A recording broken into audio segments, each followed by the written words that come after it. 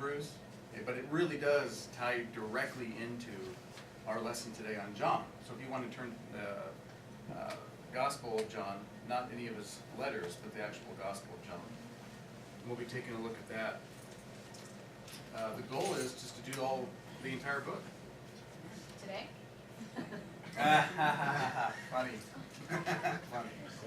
Yeah, that'd be a lot of speed reading.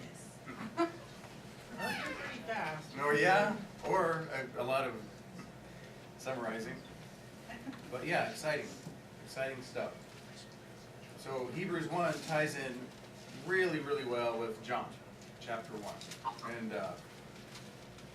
I don't want to get bogged down in John, but I only have prepared the first 5 verses. So just take that with a grain of salt. Hopefully, there's so much meat packed into this stuff that we can study this for a long time. But John has a lot of good things to say.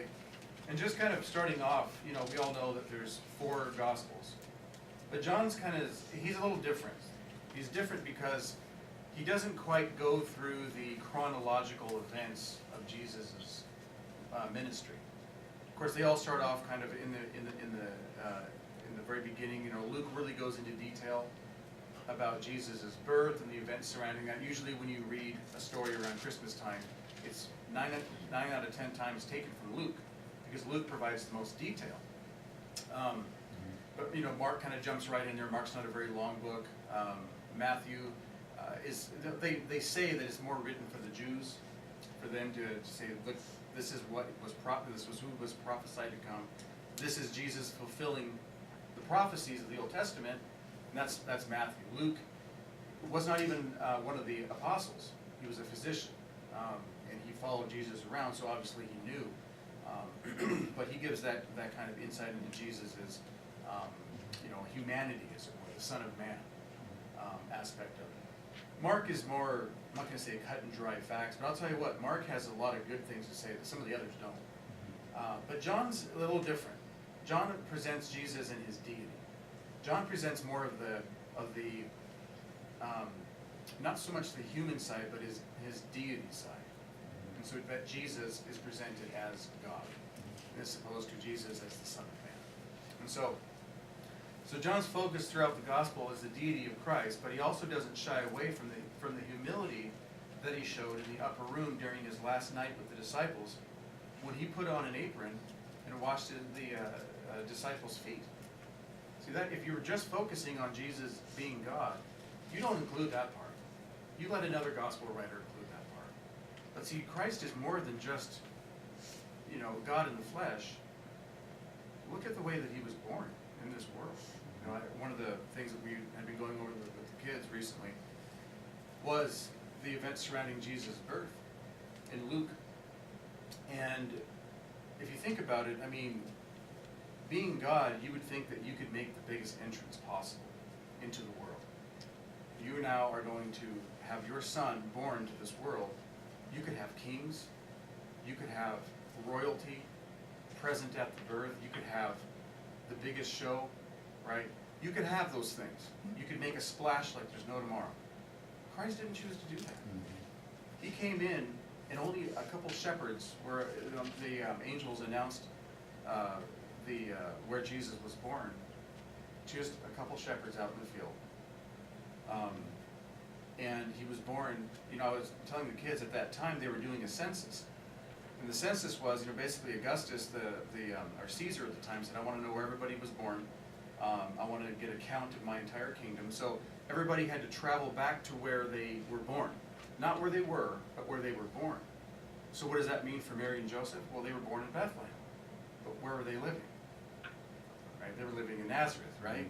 So when they traveled such that when they got there, think about this. Think about if you had to go back to where you were born and go register there. Think about how busy Missoula gets with all the hotels when we just have a Grizz playoff game or something like that. Sometimes it's slammed, right? Well, what if you had to travel back to a place and all of a sudden you couldn't get a hotel room? There's no more motel rooms, there's no places to sleep, nothing. Where would you go? Right? This is what Mary and Joseph found themselves in the situation. they went to the place to stay, and because of the census going on, they couldn't, God timed that, didn't he? Right. He knew that was gonna happen. He wanted to make a point. This is my son that I'm bringing into the world, and it's not gonna be glorious. It's gonna, in fact, the only place they could stay was where the animals lay, right? Where the animals were, in a barn. Jesus wasn't born on some throne with gold. He was put into a feed trough. You know how dirty that is? I mean, I'm not really around animals. I wish Tanya and Noah were here for this, but they were around animals a lot. All right. I know I've been around animals enough to know that they're not very clean. And if you have a feed trough where they eat, it's going to be very dirty, very smelly. That's where they had to lay Christ. Talk about going the opposite direction. See, that tells me something about God. He's not concerned with the highfalutin, I have to have the best, look at me. Jesus came into the world the first time in a very, very lowly way. That's an example for us. We take the lesser seats. We are humble. We're supposed to be, we're filled with humility. Now, the second time Christ comes, it's not going to be like that. That's right. He's going to not be a baby. He's not going to accept the lesser seat. He went to the cross. He paid his due. He's earned it. Right? Now, when he comes the second time, it's going to be a different story. But for right now, let's look at John chapter 1. And let's look at Jesus' the very beginning, as John puts it. And I like the way that John starts this, because a lot of the other Gospels, they started off with the genealogy. And that's well and good. We need the genealogy. But John's more of a topical book. He doesn't follow the chronological events of Christ. He's more topical. And we're going to see that. So here in the first, I'll just go ahead and read the first 5 verses and we'll back up. He says, "In the beginning was the Word, and the Word was with God, and the Word was God.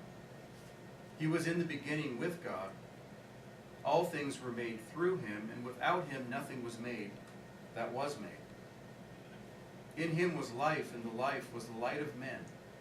And the light shines in the darkness, and the darkness did not overcome it, did not comprehend it." So let's take a look at that very first verse. First of all, what does that immediately remind you of?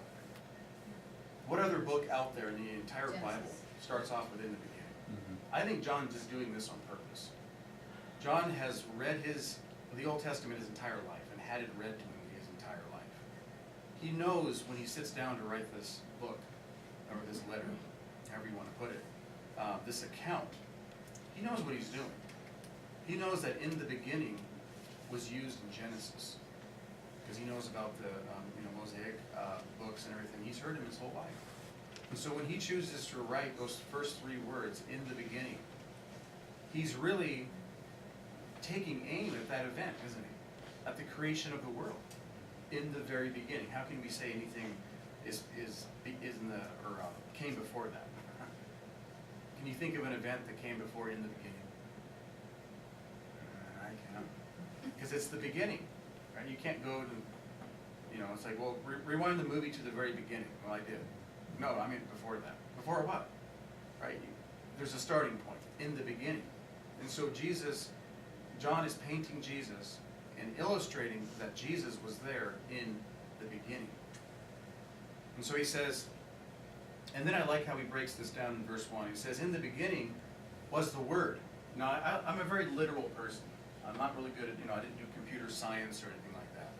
But the way I learn is that, I learn step upon step upon step. That's the way I learn. And I don't know if anyone else learns like that.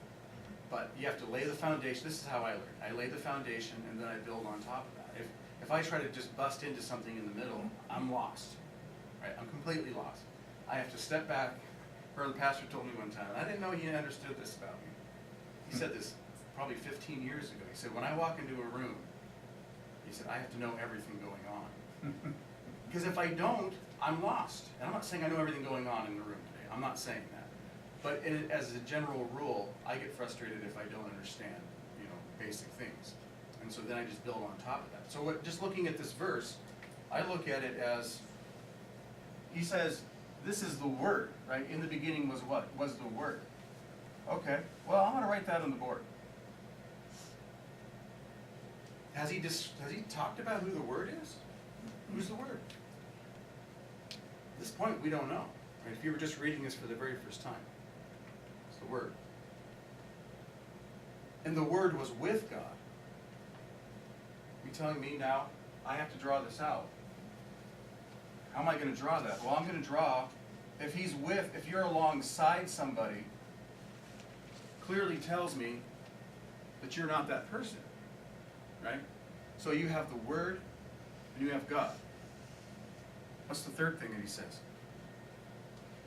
And the Word was God. Well, now, clearly I'm going to do this. These are the same.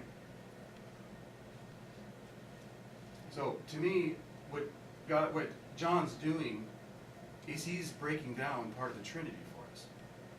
He's saying in the beginning, and we understand this, the Word is Jesus. That Jesus was there. Isn't that what he says? In the beginning was Christ. And Christ was with God. That doesn't mean that from that verse, he's separate. He's separating them out. But he's also saying that they're the same. What does that sound like? It doesn't sound like the Trinity to me. That's exactly what it sounds like. What's the Trinity? It's the three beings in one. And so, for us to try to understand Jesus, right away, John says, this is who he is. He's with God, but he is also God. But how do we understand the Trinity? We understand that the Father has, and the Son, and the Holy Spirit. Just as we are not just flesh, people. We also have a soul, we also have a spirit. We are eternal beings. So just as, what was that, Maney? Brian's on call, sorry. Oh, I'm sorry. So, and what Genesis tells us is that we are made after the likeness of God. How is that possible? Well, what you see isn't just what you get. So when people saw Jesus, it's not all that he was, right? What's to say? He's God. He's also God. And so people, and like Pastor read this morning in Hebrews, I promise I did not put him up to that, but it goes really well with what we're talking about. Oh, nice. The second that you mess with Jesus' deity, you're going to get in trouble. That's right. And scriptures aren't going to make sense. And entire religions have been founded, unfortunately, on messing with Christ's deity. One thing that John wants to get straight from the very first verse, is that what they always say? And I like writing, I like writing, period, but I like reading emails at work when we get these emails. You always put whatever you want to get across first, you always put that in the very first sentence. It's your topical sentence. So if you really want to get something across, you just say, I'm just going to put it in the very first line. For this lesson, we're going to study the Apostle John's letter or book today, and I hope that you're blessed from it. There, I've just said basically everything that I wanted to accomplish in today's lesson, right? But I like reading emails that come across, because if you don't read anything else, and believe me, people skim emails. If you write a very large email, they're not going to read it. In fact, I had this one guy I used to work with, his name was John, ironically, but he was like a major in something, so he kind of understood how to write really, really well. But he wanted something done. He wanted something done from the bosses, and he wanted to purchase something or whatever. But one of the things that he did is he wrote this like ridiculously long essay, and I mean it was paragraph and paragraph and paragraph and paragraph and paragraph. And in the subject, he got his point across. He says requesting such and such to be purchased by whatever. Okay, well he sent it to me to proofread. I looked at it and I'm like, I'm not reading that. This is too much to read. TLDR, too long, didn't read. Send it back, So John, and then he comes to me later that day, he's like, well, did you read that email? I'm going to send it to the bosses to get this approved. I said, no, I skimmed it and I closed it. He goes, that's exactly what I want them to do. Because I don't want them to read it. I want them just to say, approved. That's the reason I wrote it so long. So I said, okay, great. It worked. I think it worked. I can't remember. But yeah, he usually got what he wanted. So, But that's the point, is that when you sit down to write that very first sentence, what's the point that you're getting across? If nobody else reads anything else of the letter or the book, John saying Jesus is Christ. John saying that Christ is God. John saying that they are the same. In the very first verse. And then to make his point even more clear in verse 2, he says, he was in the beginning with God. And so what he's really doing is kind of explaining in Genesis when it says in the beginning, God said, in the first couple of chapters, God said, let us make man in our image. Who's the us? In the beginning, God created the heavens and the earth. Right? Well, we have to understand that God is not just one. God is three in one. And so that kind of sheds some light on that, doesn't it? Let us make man in our image. I mean, there's plural. Right?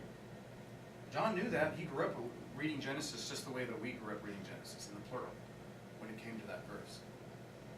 Well, what we understand now, the pastor read in Hebrews and what we're reading in John, is that Jesus was there. And that all things were made through him. And that without him, nothing was made.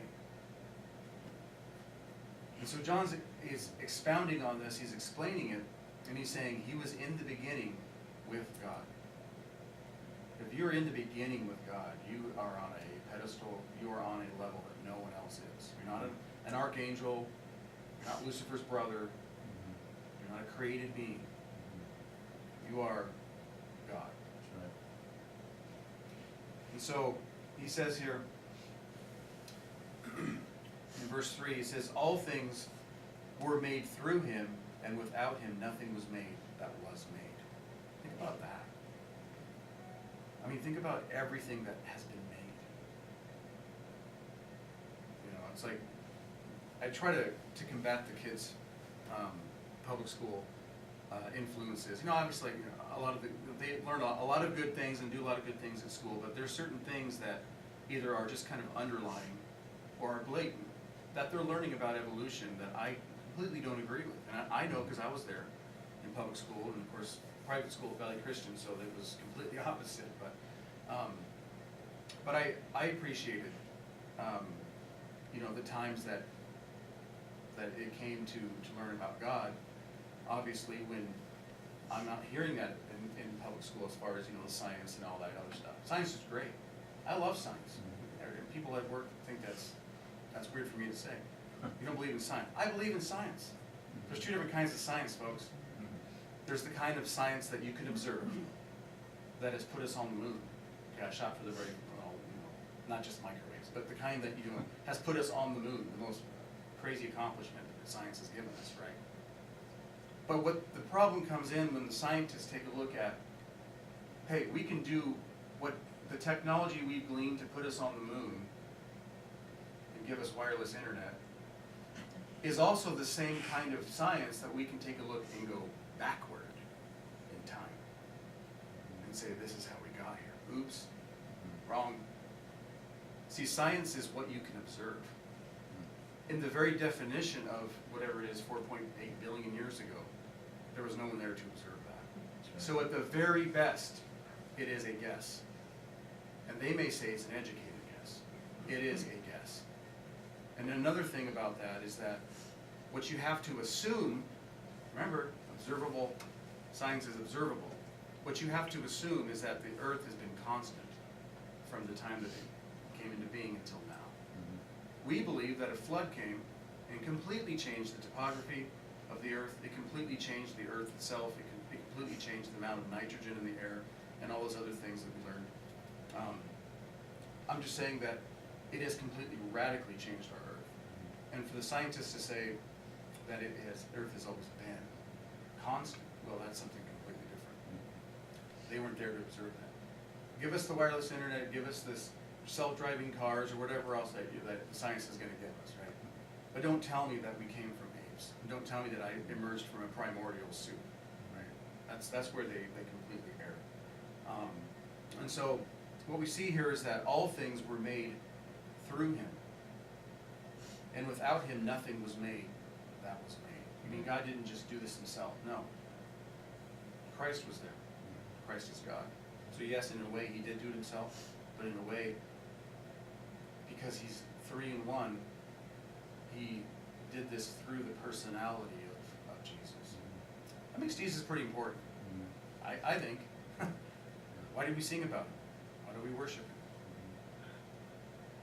And so we see here that all things were made through him, and that, let's go ahead and go to Colossians chapter 1 for a little more in depth on this.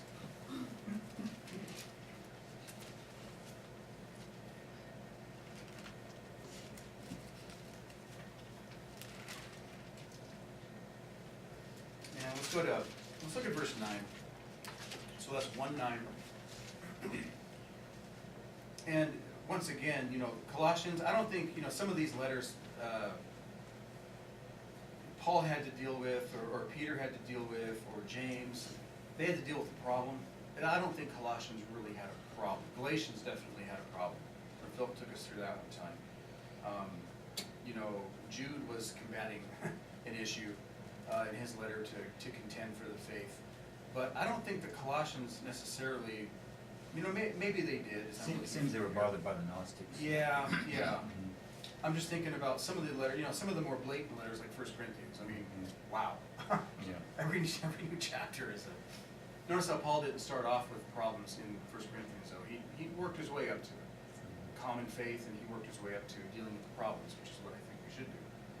Not just start hammering on people. But Colossians 1:9, it says, "For this reason we also, since the day we heard it, do not cease to pray for you, and to ask that you may be filled with the knowledge of his will, in all wisdom and spiritual understanding, that you may walk worthy of the Lord, fully pleasing and being fruitful in every good work, and increasing in the knowledge of God." There's so much packed in here. This is, we're not talking about, I was talking about this recently, we're not talking about God just saying, okay, you've accepted me as Savior, that's wonderful. Now just go live a great life. He doesn't turn us loose. So we're going to see that here in a second. He doesn't just turn us loose. It's a lifelong commitment.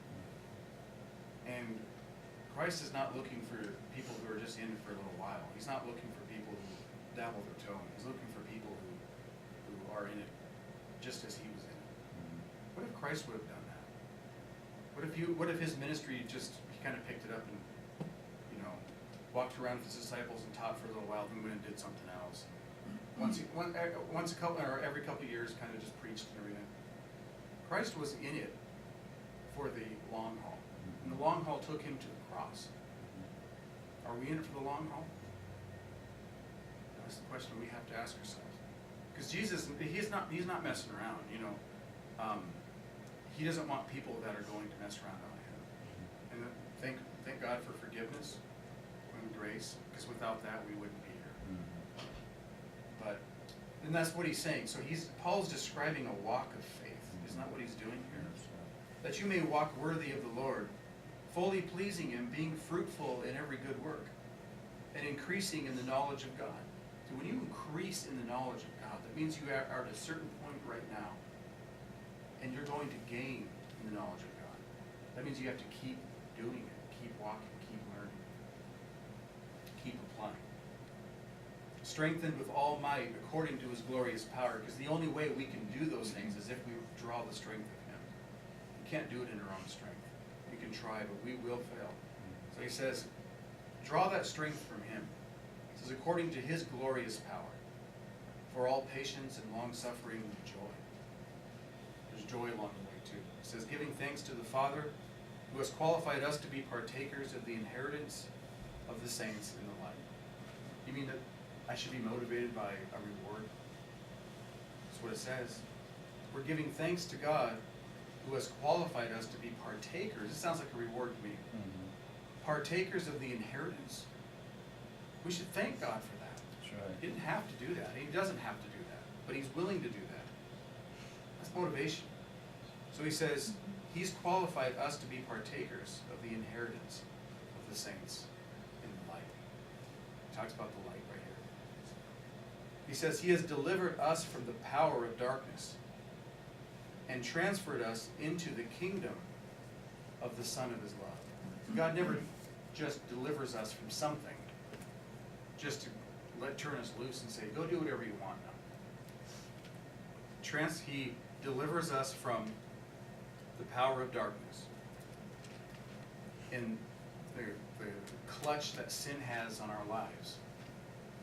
And he's transferred us now to walk in what? Newness of life. In the light. Is that what he, was that what he talks about? Transferred us from darkness in the light. How many people out there don't even know they're walking in darkness? Scary. That's right. It's scary. But they're walking in darkness. And it's not until you understand being in the light is only through Christ. It's the only reason why there's a difference. Christ has made a difference. So he says he's delivered us from the power of darkness. There's a power there that will keep you in darkness. And transferred us into the kingdom of the Son of his love. So you're looking at two realms, right? You have the realm of darkness, the power of darkness, the kingdom of darkness. And we've been taken from that realm. Did we do that? Well, we believed, but the work was already done by Jesus. All we did was believe in that. And that has taken us from the dark path, now transferred us onto a new path full of light. An amazing thing. How many people, it's unfortunate, how many people have not done that? The majority. Exactly. Talk about being thankful in 2016. Yes. Be thankful for that. Mm-hmm. It's one of the things I like to do for the family. I haven't done it every year, but at the end of the year, at the close of the year, I usually draft a Word document. And I do different highlights of notable things that had happened the previous year. So I said notable things in 2015. And I had categories of home life, categories church life, work life, school life, for the kids. And one of the categories is death. And unfortunately, unfortunately, I only put one name there. And it was a friend I went to high school with. And it's pretty sad. We went to his funeral in early December. But I told the kids, I said, I don't want to be putting my name there next year. Or not that I would, but we don't know what name could go there next year. We don't know. And for us to, not take every day and make it count, it's something that's kind of scary too. We need to make every day count. It's so easy to get caught up in I'm just living my life, or I'm just working to make money, to pay bills, but what are we doing for God? Anybody can pay the bills. Anybody can work. What are we doing for eternity?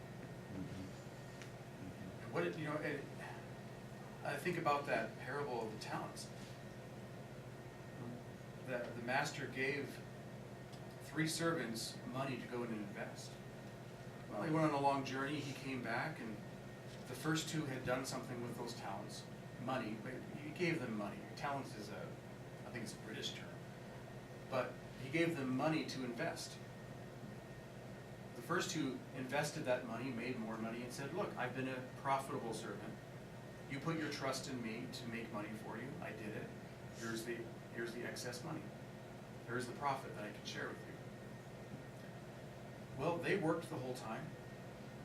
Right? They had a place to eat, or to eat, or something to eat, place to live. They had all those things. Undoubtedly, that 3rd servant that came by, who had buried that money and didn't do anything with it, still ate, still worked, still had a place to live. But what was he doing for the Lord in that whole time?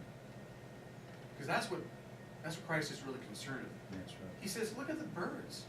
So they're not farmers. They don't have tractors with GPSs that help you sow perfectly, lines to get the most out of that field. He says birds don't do that. Birds don't labor. They don't work all day. They don't put an 8-hour day in, but God feeds them.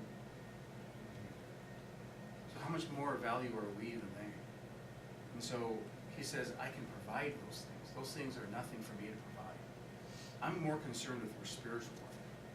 you doing for me after that? So it's getting past the rut of, I'm just looking at the physical and now looking to the spiritual. Right? And so, yes, son? And to follow up on that, or just to kind of add to that, the birds are fed instinctively. I mean, God provides, I think in the Old Testament it says he provides meat for the lions. Okay, so for the animal kingdom, he takes care of them. But what's different about man is, what he wants from us is that we seek God, seek our meat, our food, our nourishment from God willingly, because it's by choice. It's not instinct or just by default. Okay, he's given us the power to choose, and that's the difference. When we choose for God against opposition, against problems, and when we try to overcome and cut through that for the sake of God, and push through, that's what really gets his attention. Okay? And that's why the inheritance. You just read that in Colossians. That's why there's an inheritance waiting out there for those who wanted it so badly, and who figured it out along the way, that instead of struggling and toiling and this and that, just take what God gives you, right? Work that, make that your priority. Other stuff will fall in line. You'll figure it out as you go, to trial and error. Those are the ones that he says, okay, I'm going to give you a special wardrobe, a special place, all of that. Yeah, exactly. And that's what Jesus was trying to get across to the disciples there in the Sermon on the Mount. He's saying, if you worry, what's that really going to do? Can you really add any height to your,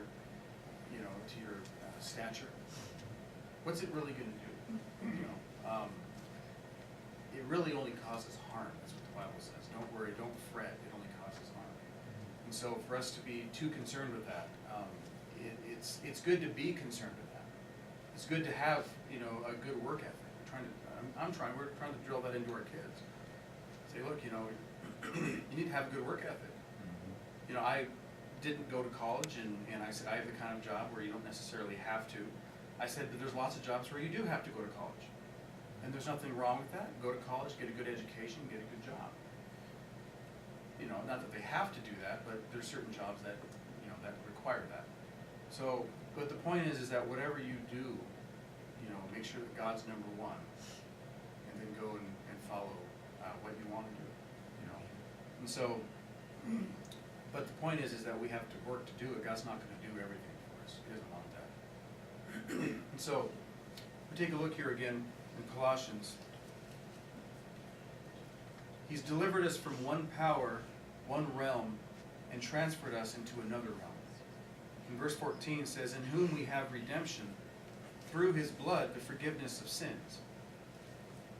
He is the image, talking about Christ, he is the image of the invisible God, the firstborn over all creation. For by him all things were created that are in heaven and that are on earth, visible and invisible, whether thrones or dominions, principalities, so authorities and powers. All things were created through him. Here's the comma. For him. That puts a new spin on it, doesn't it? All things were created through him. That's what John told us. We know that. But they're also created for him. That makes him even more important, as if he wasn't already. All things were created from Christ. Where else does it say in the Bible that all things were created for God's good pleasure? Revelation 4:11. Yep. In Revelation, it tells us that things were created for God's good pleasure. So he had pleasure in making the world. He had pleasure in making us. What really pleases him is when we choose him back. There isn't any, think about the animal world or the trees or the whatever, any other part of creation. They don't have a choice to do what they do. Pastor said instinct. God gave them instinct to do what they're going to do. Well, why do the birds fly south? Well, that's what their instinct tells them to do. That's the way that they're made. For us, we're the only people, the only creatures, created things on the earth that have the capacity to say, no, I don't want to do that. Yes, I want to do that. We have a free will. And so God doesn't want robots. He wants us to be wants us to respond to him and do it willingly. He doesn't want people that are just yes men. He could have had that. But where would that really get him though? We would just be like a tree that just grows because it does. We're different. We're created on the sixth day, separate from anything else. We're created after God's image. So he says here, anything that was created, whether it's powers and thrones and all those things, were created through him and for him. And he is before all things, and in him all things hold together. So that term, you're going to rip a hole in the space-time continuum. Dark matter is going to swallow up the universe and all that other stuff. You can't do that. It doesn't happen. You know, it's great for sci-fi. I like science fiction too, but that's what the fiction part of that is. It is up to Jesus to hold everything together. No, the earth is not going to be swallowed by a black hole. You know, there's lots of stuff that we don't even have to worry about, isn't there? There's lots of silly things that people worry about. If God really wants, if you read Revelation and we can see where everything's headed, we understand that we're not going to get hit by this enormous asteroid that only Ben Affleck apparently can help us with. Which is really scary in itself. And we don't have to worry about what do they call that, an ELE, an extinction level event. I don't know why I even know that term. But the point is that it's great for fiction, but it's not reality. Reality is what the word tells us.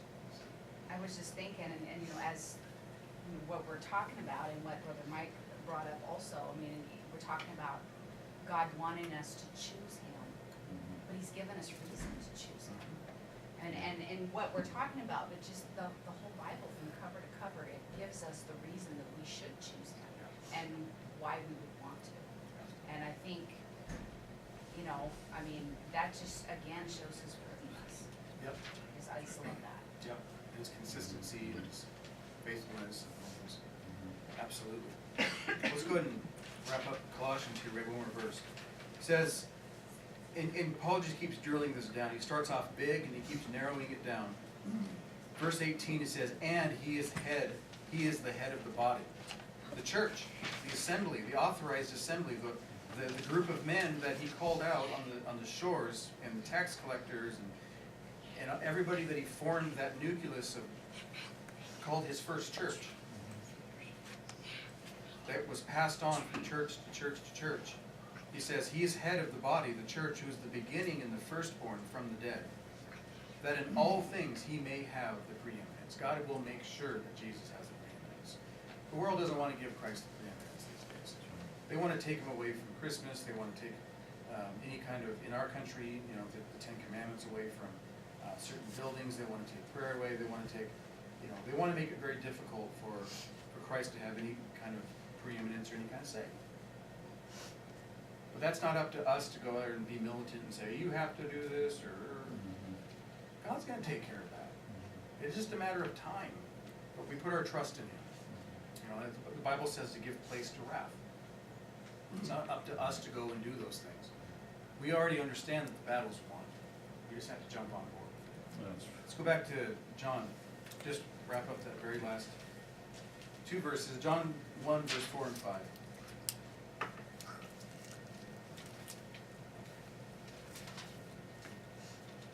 He says, in him was life, and the life was the light of men. And the light shines in the darkness, and the darkness did not comprehend it. And I think there's two different ways to read that last verse. It says, the light shines in the darkness, we understand that. And the darkness did not overcome it. Is it possible to get, you know, obviously it's light out right now, right? You can see me, you can see each other. I'm going to turn on my flashlight that shines darkness. Hang on a second. I shine it on my face disappears, right? Cool. She wishes that would happen sometime. All the time. Which one wins? Light always wins. Isn't that what he's saying? He's saying the light shines in the darkness. You can't say the darkness shines in the light. Not possible. It's not the way it's set up. So he says, it shines in the darkness, and the darkness did not overcome it. He's summing up Christ's ministry is what he's doing. He's taking them from the very beginning, literally in the beginning, creating everything. Fast forward now to, you could say, all of eternity. Who won?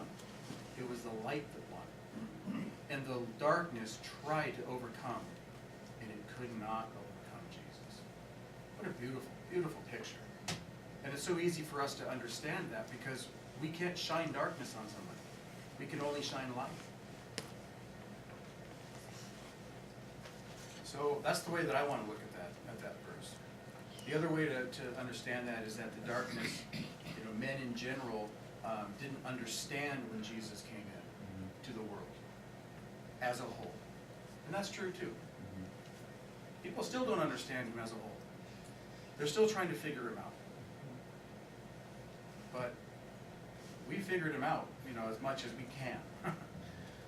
We understand that what is necessary for us to understand about him is written in the Bible. And more importantly than that, it's written in our hearts too, through the Holy Spirit. And so, that's the first 5 verses. John, I hope you and I have gotten off to a good start. Yeah. I hope that we continue. Next week, we'll be looking at John the Baptist and his ministry there too. Anybody have anything? Nice, good stuff. All right, let's go ahead and dismiss. Dear Father, we come before you to give our thanks.